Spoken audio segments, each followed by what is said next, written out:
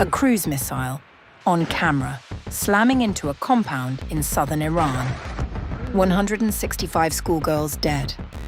The footage is real. The missile is identifiable. Experts say it doesn't match anything in Iran's arsenal. Trump says Iran did it. His own Secretary of War is still investigating. Someone is lying, and the girls are already in graves.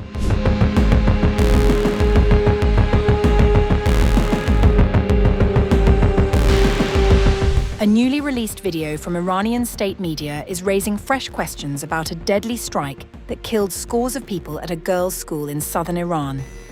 The clip, published by the Iranian state news agency Mehr, appears to show a cruise missile slamming into a building inside a walled compound in the southeastern city of Minab. According to Iranian officials, the strike happened just moments after a nearby girls' school was hit. At least 165 to 180 people were reportedly killed in the attack, many of them students and school staff. In the footage, a missile can be seen striking a building believed to be a health clinic inside the compound. Thick smoke is already visible rising from another section of the complex where the school was located. The compound itself was once linked to Iran's Islamic Revolutionary Guard Corps naval operations. The Tomahawk is a long-range cruise missile capable of striking targets hundreds of kilometers away with high precision. The United States is currently the only country known to operate the weapon. Investigators from the open-source research group Bellingcat were among the first to geolocate the footage. Their analysis placed the recording across the street from the compound, filmed from a housing development that was still under construction. Multiple visual details matched satellite imagery and previously known photographs of the location, including signage visible at the entrance of the clinic building. NPR later confirmed the same location using satellite imagery provided by the commercial company Planet. That imagery suggested a precision strike across the compound. In total, 7 buildings were hit during the attack, including structures connected to the former Iranian Revolutionary Guard base. Despite the emerging evidence, the Pentagon has not publicly commented on the newly surfaced video. Meanwhile, the political blame game has intensified.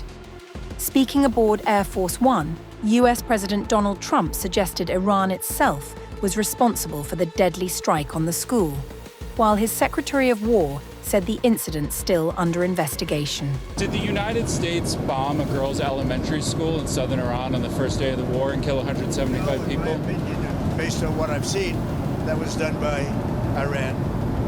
Is that true, Mr. Hickson? It was Iran who did that? We're certainly investigating. Still But investigating. the only side that targets civilians is Iran. We think it was done by Iran. Because they're very inaccurate, as you know, with their munitions. They have no accuracy whatsoever. It was done by Iran. Experts, however, say the missile seen in the video does not resemble known Iranian cruise missile designs. What remains clear is that the attack destroyed multiple structures inside the compound and left one of the deadliest civilian incidents of the conflict. As analysts continue to examine the video frame by frame, the footage is becoming a crucial piece of evidence in determining what really happened on that day in Minab.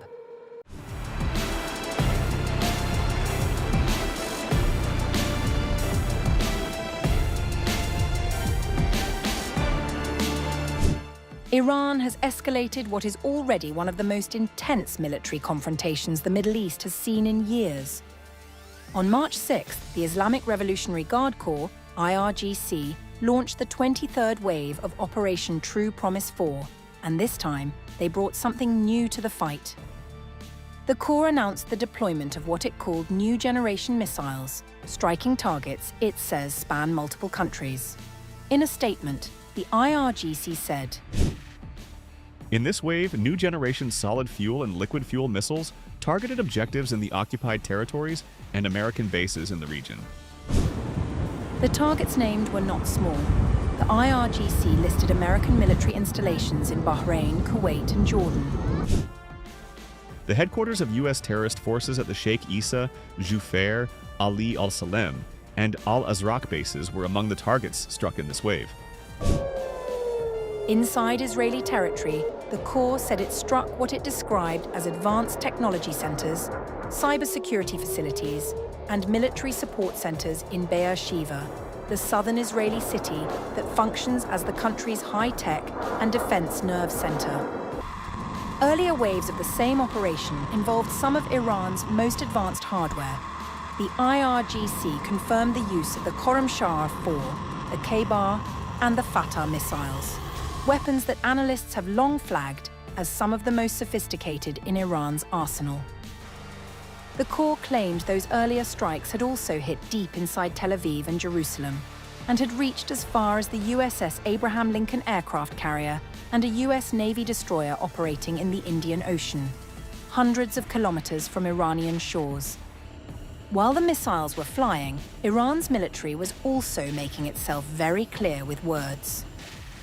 Brigadier General Abul Fazl Shekarchi, the spokesman for the General Staff of Iran's armed forces, appeared on national television Friday evening and delivered what can only be described as a series of sweeping, unambiguous warnings. He started with Iraqi Kurdistan. In remarks directed at the semi-autonomous region's leadership, Shekarchi said, "If you cooperate with the United States and the Zionist regime, we will crush you. You will be trampled under our feet and will never enjoy security again. We will strike all the infrastructure and facilities of this region. We will show no mercy to our enemies." Then he turned his attention to the United States itself, and his assessment was pointed. He argued that Washington had already exhausted its military reserves, saying, "They have tested all their weapons. They have even brought out weapons that had been stored away for a Third World War, yet they are still facing shortages. The U.S. military is a demoralized and exhausted force." Shekarchi claimed that 14 American military bases have now been struck by Iran across the region, and said the damage is generational. The current condition of these bases is such that many of them cannot be rebuilt for at least the next 5 years. Many of them have been turned into ruins. On the Strait of Hormuz, he confirmed that Iran has not shut down the waterway entirely, but warned that vessels linked to the US or Israel will certainly be struck. What makes this moment worth watching closely is not just the scale of the strikes, but the pattern.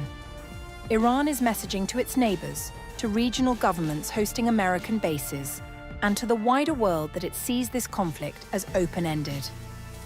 Shekarchi said directly, Countries in the region must understand that U.S. bases bring them insecurity rather than security. 23 waves in, with new missile systems, fresh threats, and a general on-television warning of more surprises to come, the only thing that seems certain is that Friday was not a ending. It was a signal.